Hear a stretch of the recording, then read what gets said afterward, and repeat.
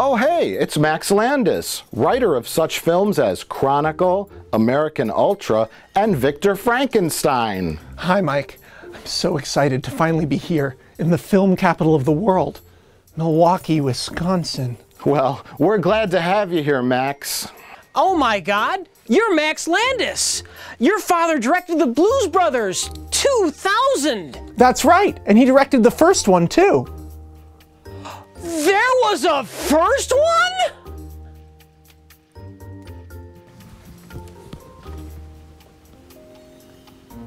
Oh no. It's Rich Evans. Didn't you die when the Showbiz Pizza Bear gnawed your neck off? I did.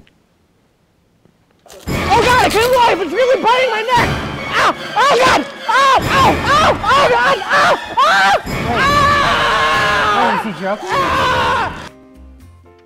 Ow! Well everyone, what do you say we watch some terrifying movies? Yeah. I've seen something terrifying. Hell. Because that's where my soul went after I died. What? Would you like to hear the story about how I escaped Satan's embrace and returned to my mortal body? No. Not really. No. No? No. No? No! It's exciting. You should have fucking stayed in hell, you piece of shit. Well, Max, let's watch some films. Now, today we're going to do a battle of the genres, and usually that means action, sci-fi, or horror, but today we're going to do something a little different. Superhero film, a children's film, and I think a thriller or espionage? We're not really sure. But our first film is called The Photon Effect. Incredibly, the cover actually has orange and teal on it. A lot of people who follow film looks and the evolution of the way films are looking now, that around like 2004, orange and teal became the dominant colors in everything because it makes skin tone look richer and it makes sci-fi stuff look cooler. But they've taken orange and teal, and what appears to be happening here are two floating heads looking, one guy kind of looks like John Cena, and one guy kind of looks like Clark Kent, kind of, and they're looking sort of cross each other, and two smaller thems have appeared in floating balls, and this guy has the red ball, and as you can tell, this guy has blue balls.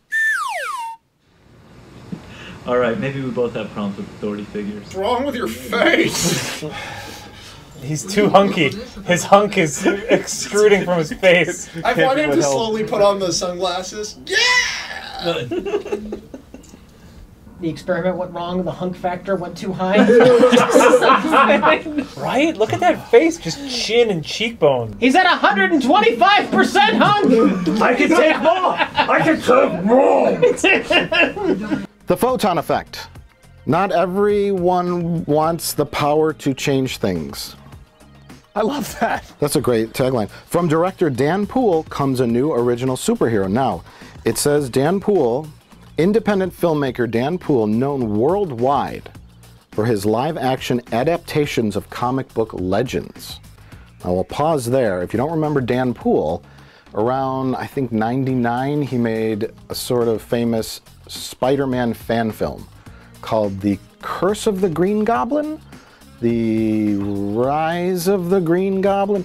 The Goblin's Last Stand. I think that's what it was called. I just remembered that all on my own. That was incredible. I could hear you think it. I know, it was in the deep recesses of my brain and I pulled it out.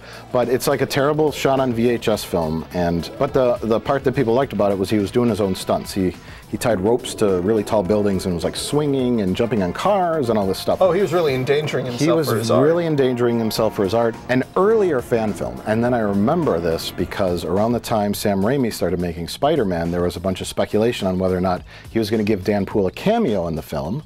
Not play Peter Parker, of course, but just a little cameo. And then they said no.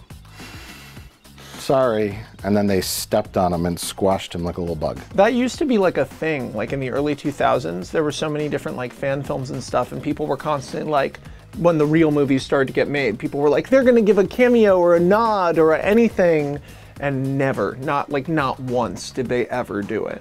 I think they actually took a dump on Dan Poole. Yeah, I remember that. It made Variety. Yeah. It was incredible. They were like, Dan Poole brought to Hollywood, they told him, we're gonna give you a cameo. And he was like, oh, cool. And they went, no, it's a cameo bag. Let's continue reading the back of the box now.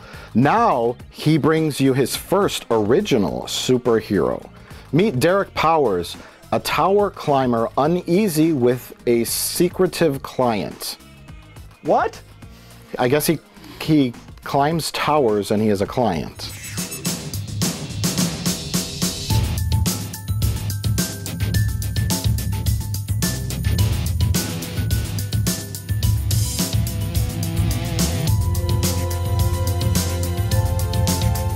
This looks like the opening scene to a gay porno.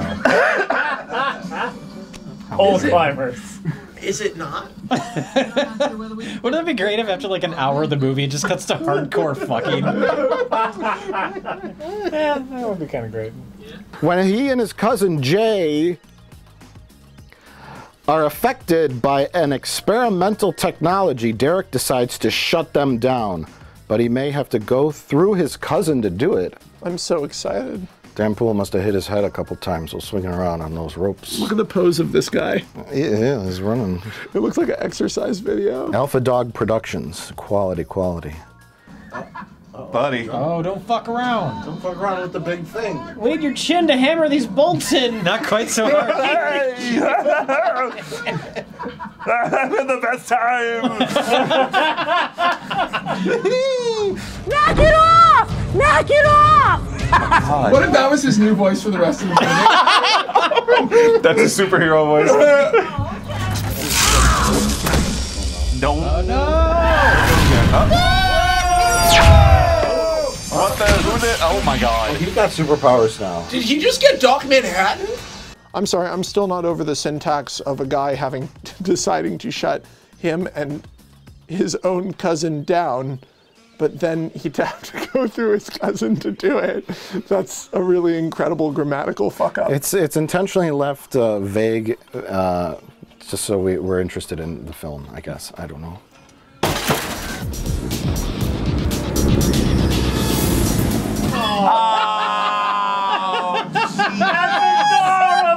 He's a force ghost too, apparently. Did you see his shadow?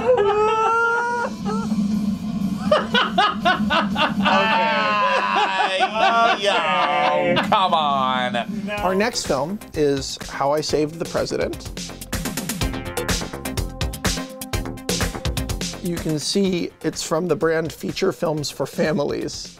So you know what we're getting into. It features a kid who looks like very embarrassed and kind of nervous on the cover, like he doesn't want to be there, or maybe he's holding in a fart, as well as two animals awkwardly photoshopped behind him on what appears to be a pedestal in front of an American flag. Very funny. Is this a dog? Dogs have great instincts when it comes to kids. It's too tall of it. Yeah, the dog is floating 4 feet. Yeah. They cut their shot of the dog, and yes. Slippers? No, it's not. It's just a bad shot. That was years ago. Remember, I was a little distraught that No, Oh, we're these not- the pets? Yeah. Someone's broken into the house and is watching him sleep. It's like Lost Highway. Yeah. Michael Myers cameo?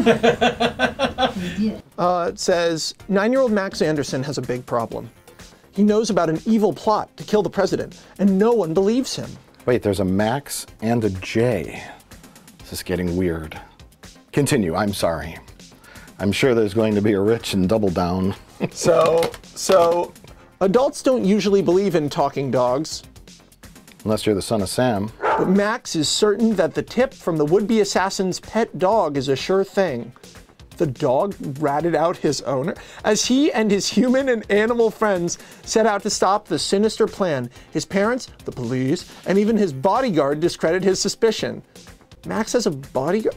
When the agent Clyde, that guy, finally begins to catch on, time is running out, but they must act quickly to save the president's life. This story reminds us that doing the right thing isn't always easy, and heroes come in all sizes, approximately 74 minutes. Oh, Dr. Hauptman, is everything... Is your husband at home, Mrs. Anderson? I feel I need to speak to. What the fuck Oh, there's a is monster that? in the scene. What the fuck? Oh, God in heaven! That's the last kid who tried to kill the president. It's the old white guy from Photon! On the back here, you can see that there's a parent's guide. And I think in the discussion after the movie, we should probably address the family discussions we're suggested to have on the back. Oh, absolutely, because we are all a family. Yep.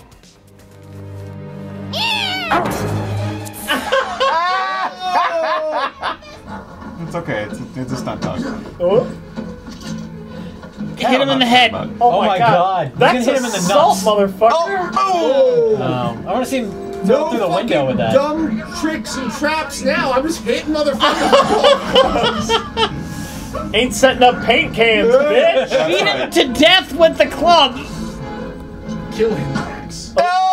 Jesus. You tricked him into falling into the. Oh, He didn't notice that They wall. wouldn't even do a nut The shot. cat just matrixed up the. Oh! Oh, that ruined that nice painting. Now, our last film, brought to us by KFC, is Double Down.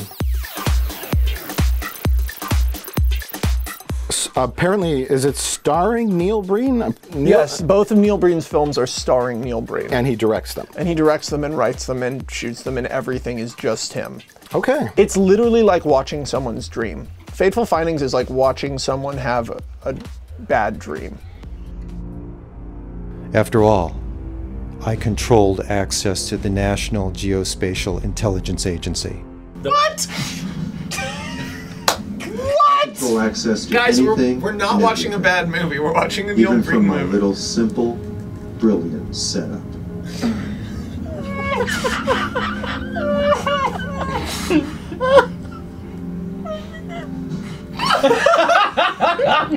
Well, he's very proud of his face. He gives us no information, and he has a tiny Las Vegas sign stuck in his neck. But apparently he's just in love with himself or something. I don't know. Is that him? Yeah. Or is that's that him. an actor? That's him. That's Neil Breen. Yeah, so Neil Breen is an actor. no, all right. Read the review. Stunning desperation, 4 stars. Wow. Stunning desperation. The winner, feel like dangerously I controversial. feel like that was a review I got on Tinder once.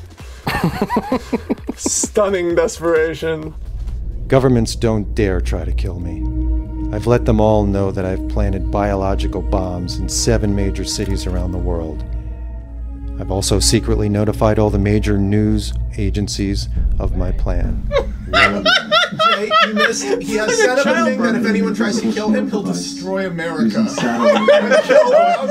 Wait, what? Wait. What? For some time without being found. I disappear.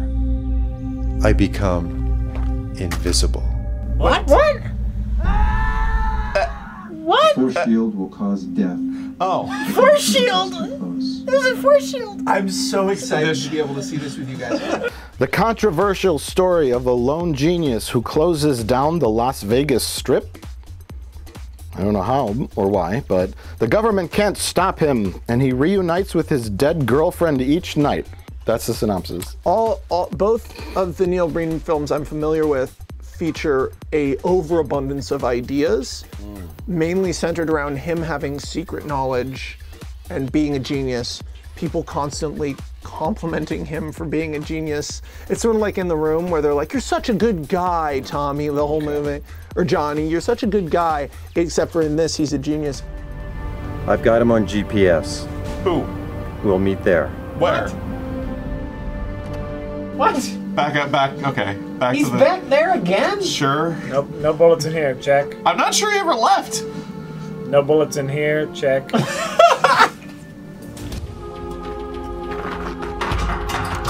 Still trying to get that DirecTV? He's not even tightening anything. He's just running, like moving them. I have got to see Dancing with the Stars. I broke his laptop just now. You broke the hinge on his laptop. Oh, fuck. Just not. Oh, another truck lap. laptop. All right. Is he hoping that, like, by getting the satellites going, it'll make his laptops turn on? I don't know. Like he's just trying to tune in Put power. some good wrench on this. Can you run us through what's happening on the back of? Well, because it looks like a lot. I can barely read the font. Just so, I mean, like, it's black text overlaid on an image. An edgy action thriller set in Las Vegas during a terrorist attack. A genius computer loaner takes control of the city and the attack as he fights with his fits of overwhelming depression and obsessions with love and death. Are you scared? Because you should be. Bang! Real free. Now, let's make some predictions. Do you think they film anywhere near the Las Vegas Strip? Or just show a picture of it? You know what? I think it's going to be in the movie. You think so? I think Neil Breen is crazy enough and doesn't understand permits. Okay. And this probably isn't any kind, there's no kind of union involvement. There's probably no kind of production company involved. So I would be unsurprised if he just goes out there and steals shots. I'm going to predict there's a shot of him walking down the strip and some guy holding the camera secretly, and it's like, you know, really terrible looking. And then the rest of it is stock footage or stuff he shot from a hotel room window. I mean, we should be so lucky. We'll see. We'll see. Trouble down just went down. Dude, that's why I wanted to meet you, man, because you're funny. I didn't find that funny. No, that can't be. Look at all that tuna. Oh my God, so much tuna. I've got to take this other call. Wait, he's got another call. He's got a call waiting. How do you A know? slow motion shot of a shadow on a car seat. Where is he? Oh, Who is it? what's happening? Yes, what are the answers to any of these questions? Oh my God. Oh, the rock is in the tube. There's the magic rock all along. That's the rock that cures brain cancer. It was in a tuna can. Of course. Where else would it be? Where would you keep it? Shooting the people in I the don't butt. know. Where's his vest with his medals? What is going on? Why did he fall on the ground? I can't go on with this. Can't do anything. What the fuck are you doing? This is an outtake. And I love this country. My country.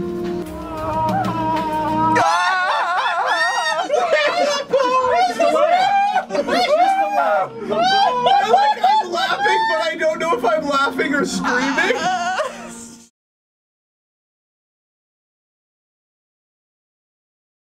We have to pretend that we're talking about things. I love small talk.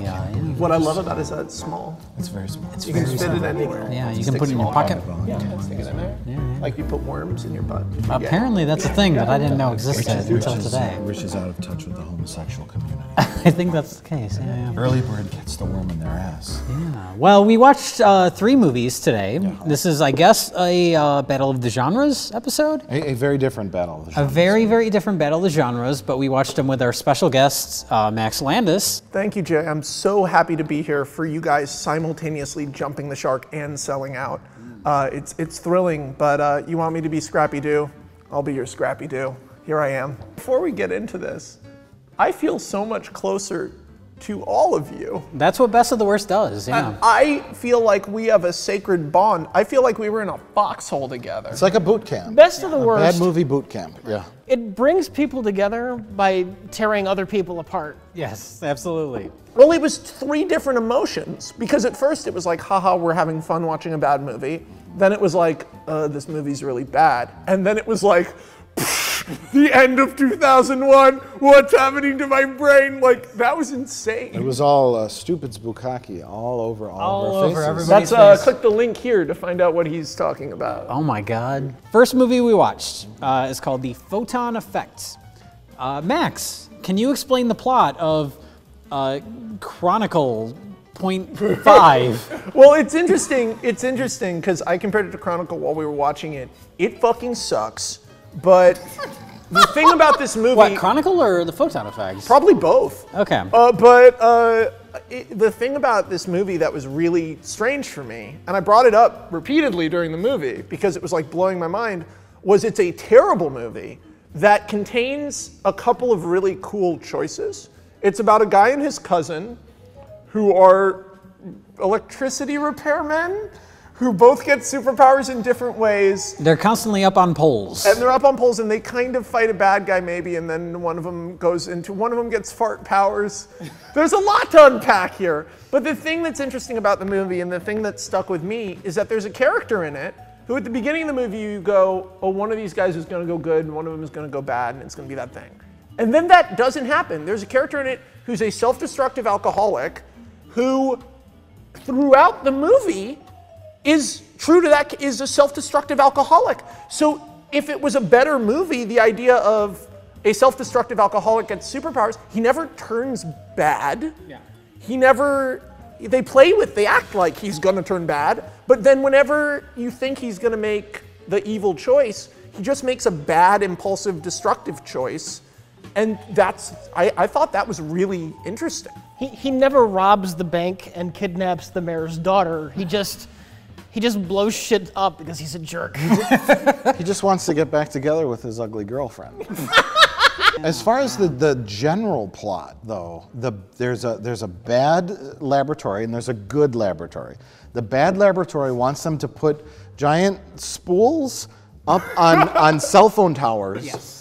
For reasons we'll never know. But the spools keep falling off. They keep falling off. or exploding and causing superhero powers, unrelated superhero powers. But there's these guys that wear BMX pads. Yeah, safety padding. Yeah, and at first they're doing like a heist in the opening. Remember the opening title? They're doing a heist and it's a comic book. It's and it keeps going into like comic mode, but there's like, you can't tell. It's the weirdest way to start a movie because just from frame one, it's like, what the fuck is going on? Yeah, we don't know what's happening. And then the guy goes, do you remember when he shoots the laser out of him? Pew-pews out of his finger.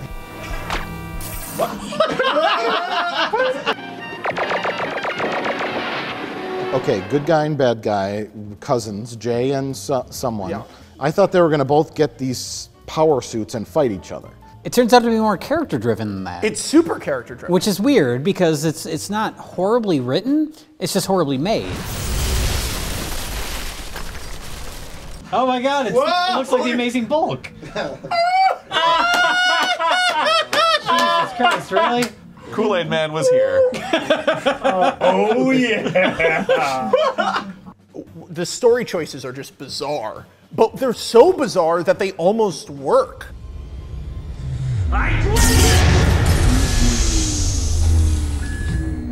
Whoa. Well, that was my favorite part of the movie. Was that the evil corporation is like, we'll use this guy we can manipulate because he's a stupid, destructive idiot and give him powers. But then they give him powers and he's like, I'm a stupid, destructive idiot. And the evil corporation is like, oh, this is already out of control. Yeah. What were they and then he smashes apart their cardboard set. They were planning to give him more and more power. You're clearly a problem. Half the movie is him sitting in that chamber. Give me power! I wanted them to steal the fucking Hope Diamond. You know, like just do something that's clear or and understandable. Steal technology from the other science place. Anything. Nothing made sense. There are no stakes, but there's so many weird choices. Like, do you remember the tube?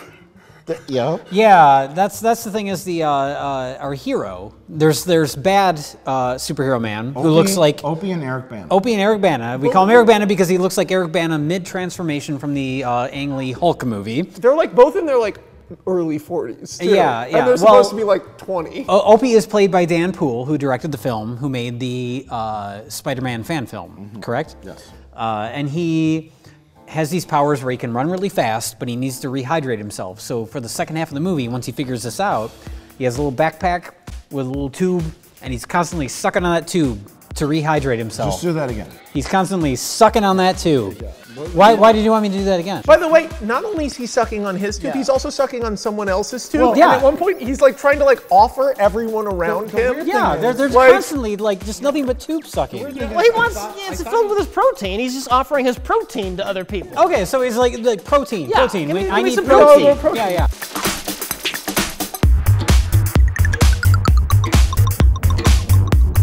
The amount of coincidences in this movie, I wanted to try to do a count. So can we just start tossing out the amount of coincidences? I'll start. The lady who got robbed happened to work at the good corporation that specializes in exactly the powers the one guy will eventually get. Yes. cousin of the bad guy who gets superpowers also happens to get superpowers in a completely unrelated incident. Well, okay, that's like 3/4 of the way through the movie, I was right? going to say the one guy happens to have a unibrow and was wearing sunglasses that remove your unibrow once you take them off and on. Yeah. He tries to do the thing where you lift your glasses up, but the glasses tear off his head. Oh!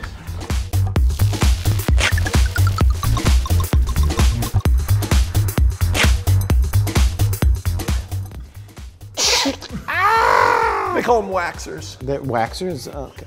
Is that what they call them in LA? Yeah, man. We don't have those here. We call them bubblers. How about those hospital visits? Oh my God! Oh, yeah. These people are in the hospital more than Charlie Sheen.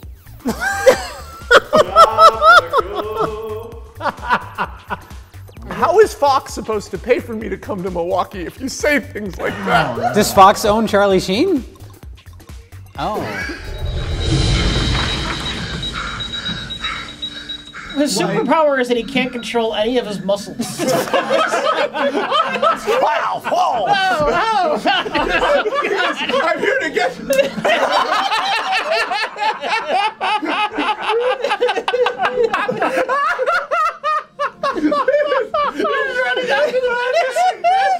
His fighting style, it's too, I can't figure it out. Well, our hero, Running Man, Force Ghost Running Man, he gets in the hospital. He gets hospitalized. Why is he hospitalized the first time? Because he falls off the antenna tower after he gets zapped by the He breaks his hand. So he gets superhero powers and gets hospitalized, and then he's like, fuck this, I can be mildly fast, so I'm gonna leave the hospital. And he puts on his clothes. He puts on his clothes, but he doesn't zip up his fly. He's just like, eh. I didn't notice I'm that dressed. detail. Well, you weren't looking close Jay, enough. weren't you literally yelling zip up? Zip up! It was like right in the center of the frame. Why are you looking at his fly? Because it was right there. Because he's gay, Mike. Leave it alone. Wait, which hospital visit are we on? We're on hospital 2. No, the second one was after he chases after the motorcycle guy without the backpack. Yeah. Oh, is that? Yeah. He goes to hospital. People are in hospital beds like a total of 8 or 9 times. But there are also hospital beds within the scientific laboratories as well. There's lots of people laying in beds in this movie. There's one scene in which both of the leads are in beds next to each other. Yeah. I love it.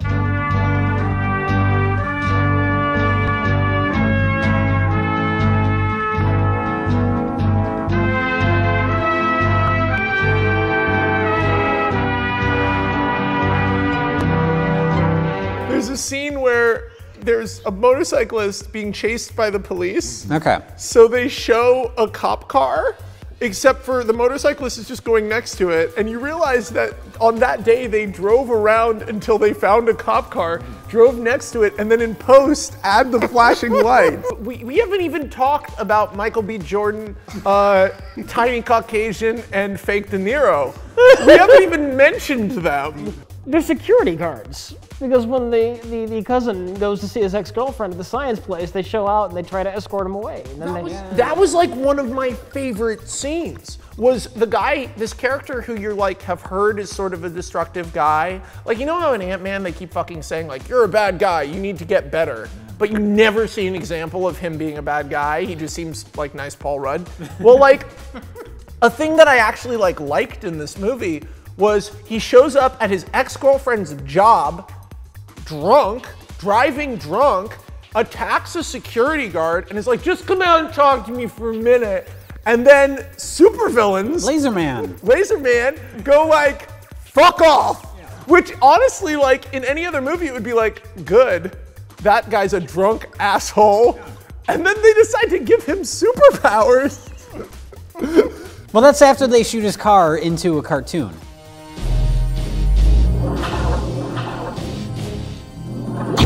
What kind of reaction was that? He obliterated a car.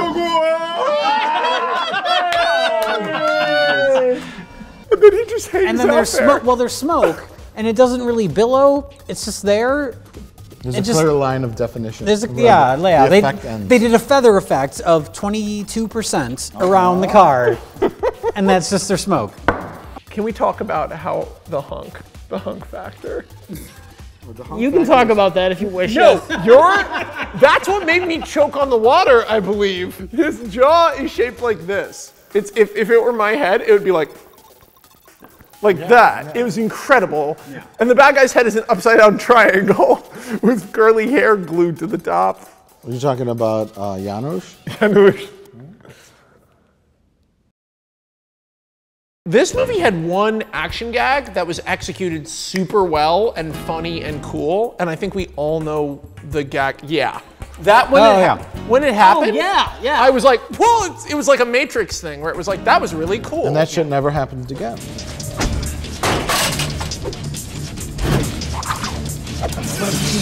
Whoa! Oh, okay, so there's that. All right. It's an energy thing. Yeah. Whoa! Hey! Cool. He just knew he could do that. Yeah, it was cool. I like that. That's his other superpower. That was a cool moment. Yeah, and nothing cool happens again. The only other cool powers thing that happens is the fart attack. I guess when you're in a position of power, you can do anything you want to other people, can't you? Like this.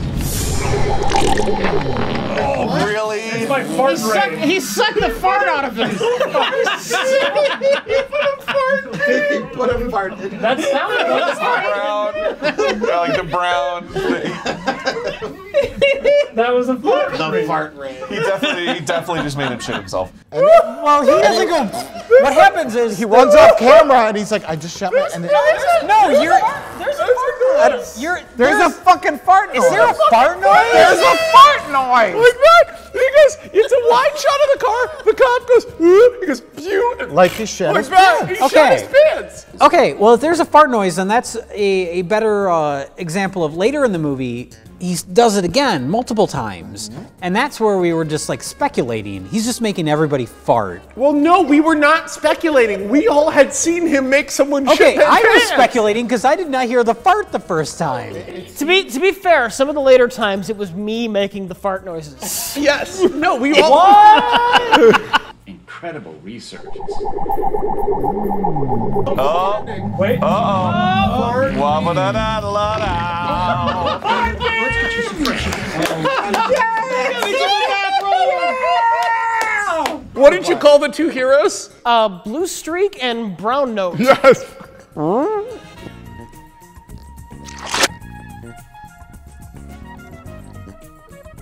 Lady who got her purse snatched, who has the wardrobe done by Kohl's, who also has an office in a closet. Her counterpart is Morticia Addams, who has an office in a closet with a couple of shelves. There's a CPAP machine on one shelf, and there's like a blender on a there's shelf. There's a blender, like a piggy bank, and a bunch of things. There's some random tubes some coiled random tubes, up. And it's like an industrial desk with plugs and stuff, and there's a printer that doesn't quite fit on the shelf. And It's on a tiny shelf. It's on a shelf. The printer is this big, and it's fitting on a shelf that's this big. You almost slapped me in the face. Oh, and it may fall off the shelf, but it feels like we're just wasting time. We're just killing time talking about these two. I thought you were going to say wasting our life. Well, we are wasting our lives. That's very obviously Let's fuck this clear. shit. Let's get off the photon effect and let's talk about some fucking dogs. The cell phone towers suck energy. All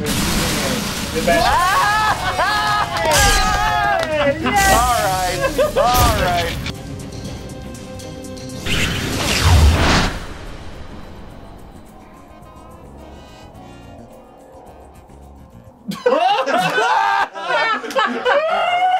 Oh, honey, you're the worst. That was terrible. These powers that we've given them, what do they do again? What was that?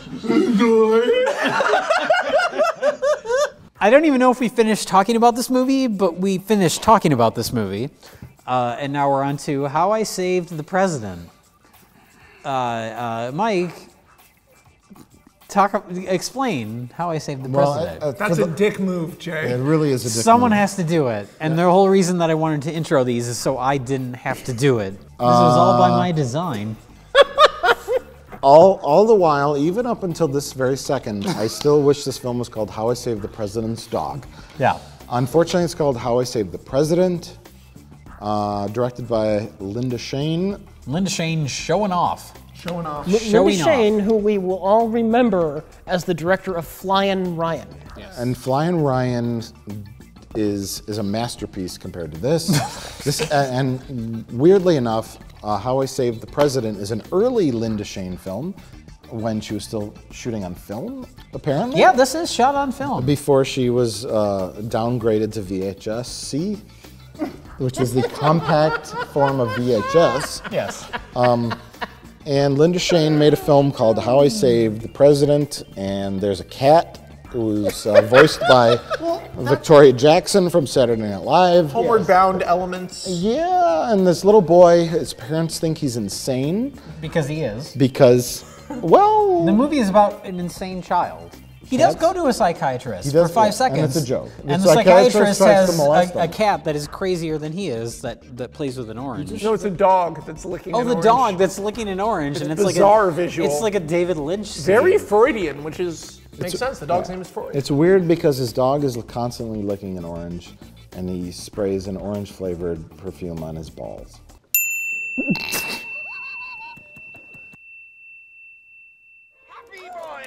I'm here too, Max.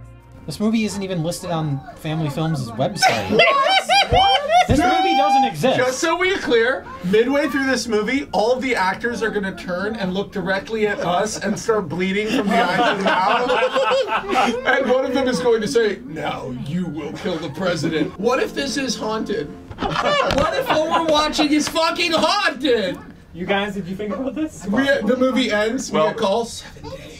Okay, it is on their website. I don't think they're going to ask us to kill the president. I think at some point the actors are going to turn to the camera and start begging us to release them from the film. Oh no! We have to keep doing this over and over! Please let us out! Now that's scary. Here's the premise. I'm going to say it real quick. Okay. The small boy takes his dog and cat to the park, and a female dog who has a Parisian accent. And never comes back. And never, comes back one more time. Oh yeah, one more time. Shows up, and there's mobsters that are foreign, ethnicity unknown.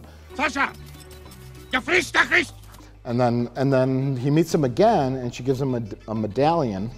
Yeah. The father is the Secretary of State? Former Secretary of State. Former Secretary of State. The mother was a National Guardsman. They cut to footage of the National Guard marching. That's not the mother. That was Melora Hardin. That's the woman that drives him to school. You're not a driver. You're a bodyguard. Okay. That's all she does. Who's played by Jan from The Office. Played by Jan from The Office. And coincidentally, there's a crewman named Michael Scott in the credits, which is, again, coincidental. That's very weird.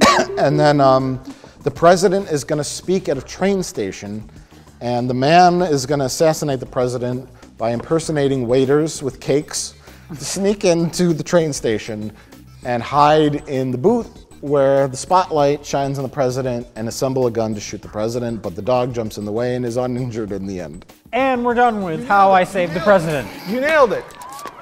No way, buddy! No, the dog knocked the gun. Are you sure? Hold it. Oh. Oh my god! All right.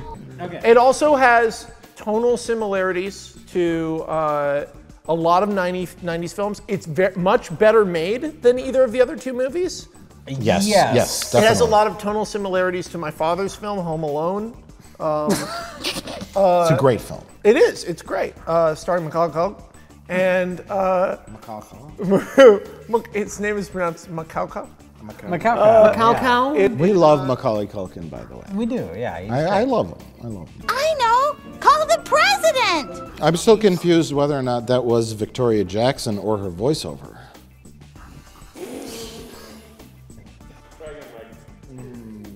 You're like the beginnings of a joke, but it doesn't quite work. It's not quite there, yeah. The cat would need to be like huge, fat, and disgusting. And have horrible political views. Can we talk about how we wrote a better movie in our brains as we were watching this? Yes. Which is that the movie would have been better if it was told from the perspective of the kid being told to kill the president by his dog. He's just kind of like alone in the backyard, sad, kind of playing with the ball. And then the first time you hear the dog talk, the dog just walks up to him. You have to kill the president. Well, there was a moment during this movie where we were all just repeatedly going, kill the president. and that was the watching experience of the movie. Yeah, that's right. Unless I can warn him. But it would take a genius to get me out of here in time. Genius? Yes, genius. Well, then you are in luck. Now, Oh, that's cute. It's cute. It's great. It's a kid's movie. Genius. I approve of the bird reverse psychology bit. By the way, the Rich Evans, you have it on film, the Rich Evans end of this movie call. Is the dog gonna jump in front of the president and take the bullet? Oh God. No. I can only hope. Oh no. That won't happen. Oh, yeah. That the dog jumps in front of the bullet. yeah. By the way, a dog eats a bullet from point blank range, it's fine. Not even need a bandage. Not even need a bandage. Not even need a bandage. Nothing. Maybe it's, you know what? Maybe it's the replacement dog. He We died. don't want to tell the little kids. He that died. the dog We don't want to fucking tell. died. We don't want to tell Mac that that's the dog he talks to all the time. Yeah, Don't yeah. fuck him up if he thinks that dog's. Just buy another one. It's the final proof that he's crazy is he doesn't know. Yeah. Why do you have a weird voice? I'm your friend Max. Did you remember me? Max is the kid. Max is the kid. Dude, it's the kid from Jumanji. Oh, Yeah. We think. No, we know, right? confirmed? Didn't we confirm that? Kid from Jumanji. I don't know. Confirmed for Jumanji. But anyways, on the back of the box, there's Yes. a parent's guide for family discussion. Okay. And since we are all a family, Yep. And we have now watched the film. we have now watched the film. We're going to go through it. Number 1, Clyde. I don't know who Clyde is. Clyde is Melora Hardin from The Office. Why does she have a man's name? Because she's tough. And in the 90s, you couldn't be tough if you weren't a man. That's not a very progressive attitude. I just want to say, stop being so fucking gender binary. It's possible she was a man who just dressed and identified as a woman. Okay, that's fair, yeah. They had a problem. Whoa! Illuminati confirmed. What have you done that you didn't want to do, but did anyway because you knew it was wrong?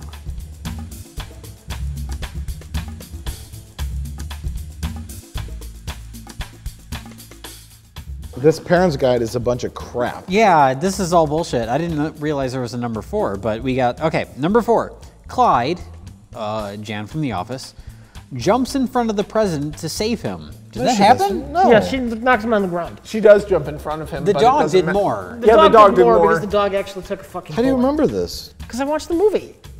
What can you do to help protect your family? Jump in front of the fucking president. Well, maybe jump in front of my family. You know what that is? That's bullshit to try and make this worthless movie looks like it has some kind of moral value. Exactly. It's a framing device to make parents buy it and show it to their kids and be like, this was a worthwhile choice. When in reality, Yeah. Like there's some kind of lessons you can teach your kids from it by looking at the back of the book. Right. I could do the same thing with like Taxi Driver. yeah, you can do the same thing with any movie. Travis Bickle tried to shoot the senator. Was that wrong? It reminded me of another movie that has really really sort of well done, professional-esque seeming cinematography, but is just a transparent piece of shit. My father's film, Mac and Me. And where you... Film about Macaulay Culkin and the alien? Yes. Mm-hmm. Well, no, it's my film about Macaulay Culkin and me.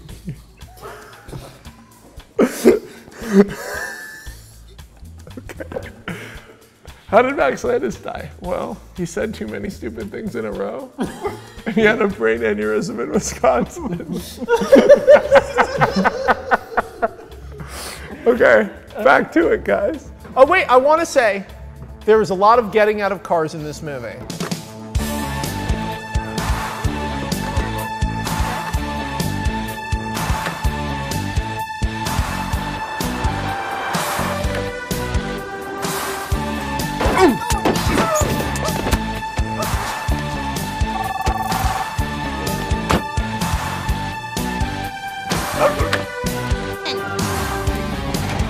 Hurry, get in there! Oh, Max, I missed you so much. Let's go.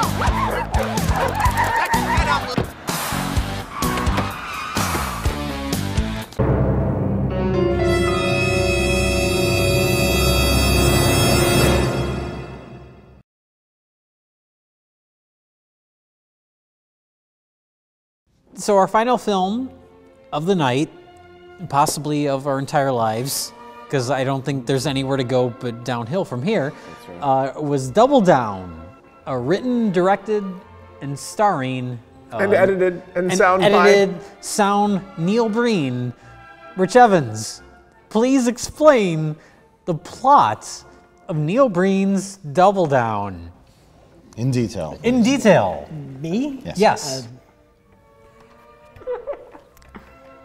You're looking at the cover like it's gonna help you. There's no help for you there. It's just his face. I'm gonna say his face really kind of conveys everything. There is no God for you now, Rich Evans.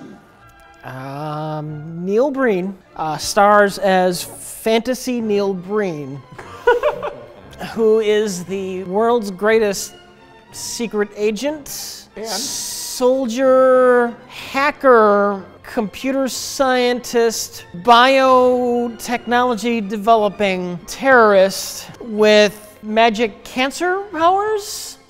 Given to him by his rock. Given to him by a magic rock, given to him by an old man that he finds in the desert, and he's going to use his secret agent, bioterrorist, hacking powers to... Is he good at that stuff? Well, he's the best at that stuff that has ever been. And he's going to do that to buy and spread anthrax to threaten Vegas. What will he do if they try to stop him? Because I need to think about this. Goddammit! You can't just interrupt me like that when I'm talking about a Neil Breen film.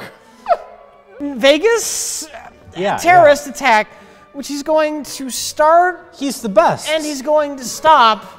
He's stopping the terrorists that he started. How good is he at this stuff? Because his dead wife would want that, because they had to kill the wife, because he's too good at his job. We'll always be together. Do we see his ball sack? If they killed him, they can't kill him, because if they kill him, then he'll kill everyone in the country. So they can't kill him, so they kill his wife? Yes, no, do we see his ball But sack? not his family that we meet for one scene. How good is he at this? He's the best at this. Do we see his ball sack? Talk about his ball sack. Yes, we see his ball sack. We see his ball sack. He's the best. He has the best ball sack. I'm sorry. I'm so sorry. But Rich. Oh my God. No, Rich. And he is the best that has ever been at being his job as a super secret agent, bioterrorist activist. And he wakes up every morning under his car with "Help Me" written in blood. What does he eat, But Rich? it's not his blood. He eats tuna. He loves tuna. He really loves tuna.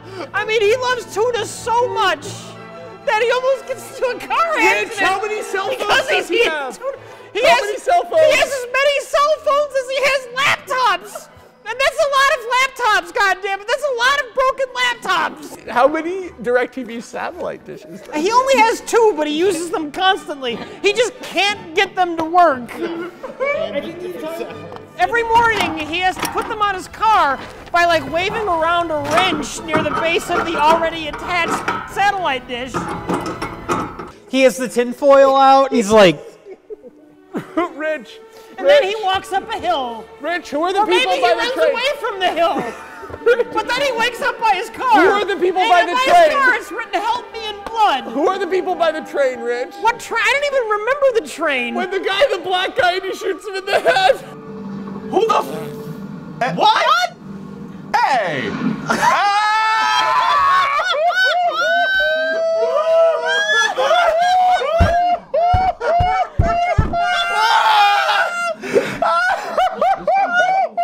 What the fuck is happening? Oh God, no! I thought you were talking about his family, who showed up in one scene. Who are his mom and dad? Are they Who alive might not or be dead? his family. Well, they're dead, but he talks to them, and he asks them if he's dead. But But he doesn't know if they don't know if he's dead, or do they know? Is I his don't wife know a what they skull? know. Is she a skull or a ghost? Well, sometimes she's a ghost, sometimes she's a skull, sometimes she's naked in a pool. Did you say a ghost? She's a ghost. Like a skull ghost? She's a skull. There might be a skull ghost. Sometimes she's just like a bit of hair that's sticking out of his sack. Rich, and how much? sometimes she's a skull Rich, that's sticking out of his sack. How much stock footage is in this movie? Is it a little bit or a lot? This movie is nothing but stuff. It's meaningless, empty stuff that has no purpose. But it's the best stuff. It's the best stuff that has ever been, because Neil Breen is the best at stuff, and Neil Breen is the best person who has ever eaten tuna. How many medals does he have, Reg? How many medals does he have? Has all of the medals. He has all of them. The Medal of Honor. The Medal for Meritorious Service. Defense Meritorious Service.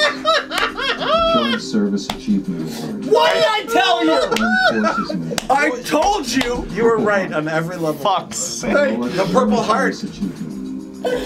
Also 15 other medals. And I'm gonna put them on my cut-off jean jacket. He wears next to his car in the With no shirt under it. Remember when he doesn't have a shirt on and then he has a shirt on and then he's shooting nobody?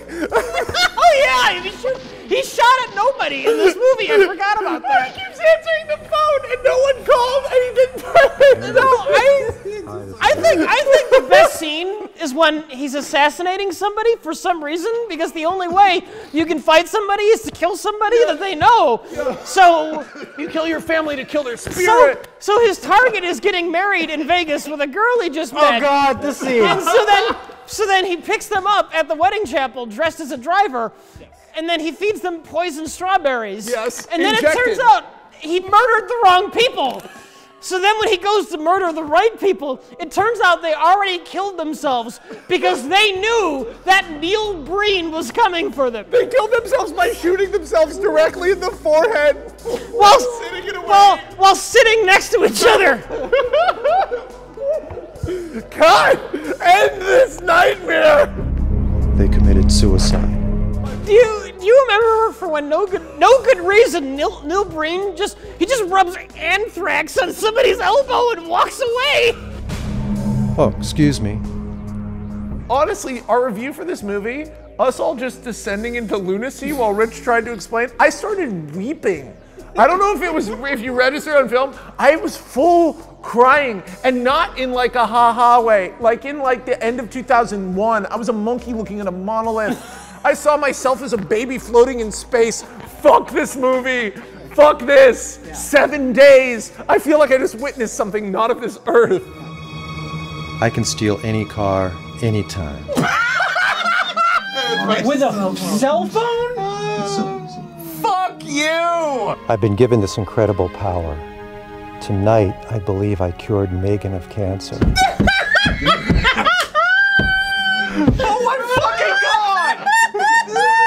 The sacred question of this movie is, would I have sat all the way through it if I didn't have you guys going on this journey with me? And the answer is really simple. No! How did he get a Rolls Royce? Because he's not driving it. Look, there's no road. Like, why are you asking all these questions? Yeah, it's not worth it anymore, I guess. No. Fucking questions, but I'm done. Yeah, I'm done wondering anything about this movie. I'm just letting it go. Oh, I'm on the floor. Couch is slightly behind. I was like slid. I have to say, after surviving 30 plus Best of the Worst shows, Sure. it's a rare occasion when Jack leans off his seat and moves his head towards the screen. Yeah. Because as we all know, Jack has a superpower. But with this, he was like, I want to understand it, and I don't. I need more information. There were And, moments where we were all physically drawn towards the screen. I fell off the chair. You were sitting on the floor. I was laying on the thing. We were getting closer to the screen. We needed more. The movie, it's incomprehensible. It's literally incomprehensible. The question is, did it make sense to Neil Breen when he wrote it? Yes.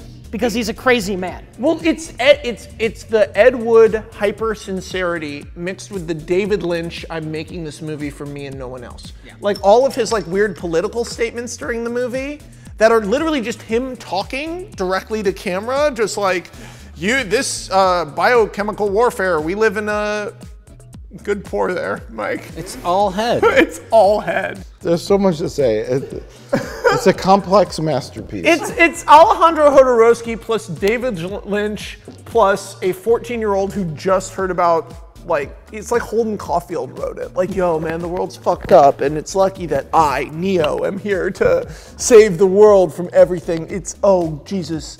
Oh my God, just looking at it is giving me weird flashbacks. It's like Holden Caulfield wrote it after a traumatic brain injury.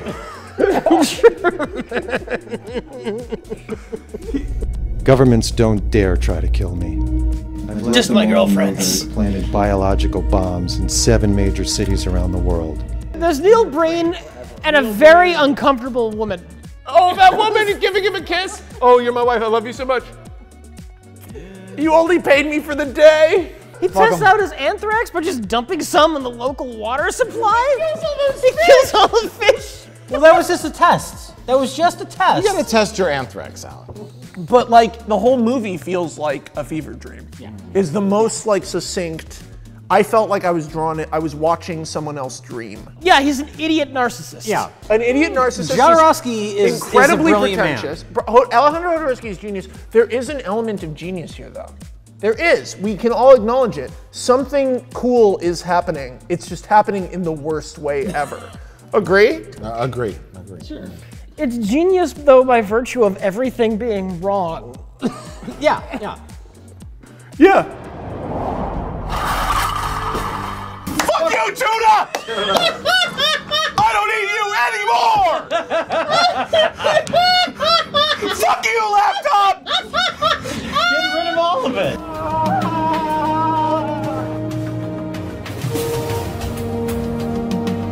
Which movie is the best of the worsts? Rich? Oh, best of the worst is the fucking Double Down. Double Down defines best of the worst in a way that it maybe never has been defined before. It is the best at being the worst. Okay. I guess that's skipping right to me. I'm complete agreement with Rich and Max. Double Down is the epitome of best of the worst. Okay, here's the question, because I'm going to say Double Down too, of course. Is Double Down the best thing ever on Best of the Worst? Is this the most amazing thing we've ever watched? I'm going to say yeah. It's the most Miami Connection. No. Miami Connection is funnier than Double Down. There's a lot of movies that are funnier maybe funnier, but like. Okay, as far as being weird and bad, ever seen anything like this. Okay. So, Rich, which film would you destroy if you had the option? My president's dog. You would destroy that? I don't. You know what? I would destroy it too. Okay, let's destroy it. Let's fucking destroy I saved the fucking president's dog. Sorry, how I saved the fucking president. With a cat and a dog and a kid who talks to animals. Yeah. Fuck you, Victoria Jackson. Linda Shane. Linda Shane? You should be ashamed of yourself. Okay, I guess. and best of the worst, hands down, unanimous vote Double Down. goes to Double Down. Neil Breen, you are the man. Flawless victory. Flawless fucking victory, Neil Breen. Make 100 more movies, man. Do the next Transformers. I can start and end wars through my electronic, satellite, and computer skills.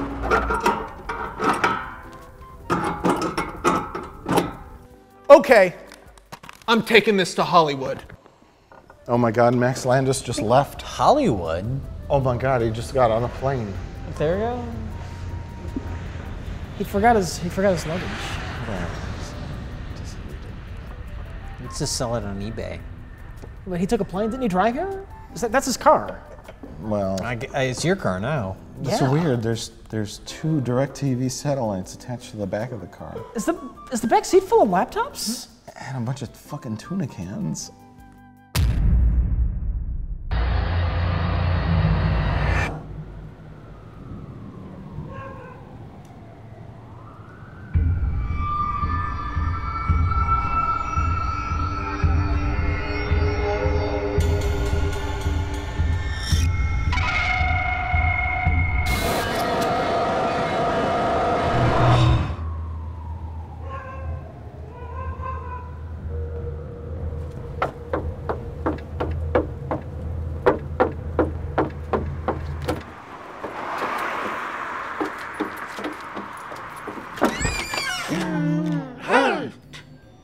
is it that you seek?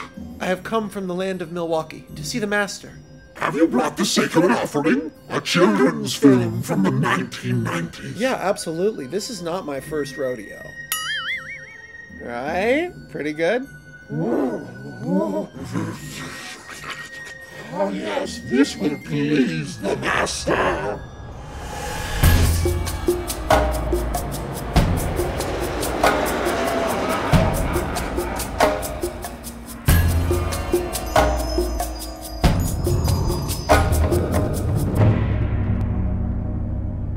What tasty treat have you brought me, my angel of darkness? How I saved the president, Master Culkin. Semi-recognizable child star from the 90s. So pink, so fleshy. You know my ways. Absorbing children's films from the 1990s is how I keep myself forever young. Yeah, no, I know that, Mac. I've actually never been this far into Glendale before, so Whoa! Hi. Oh, master, what is this about? Now witness the becoming. I will be born again!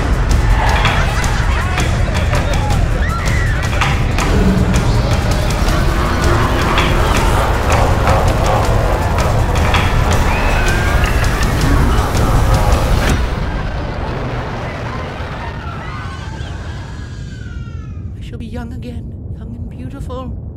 People will like me. People used to like me. When I was young.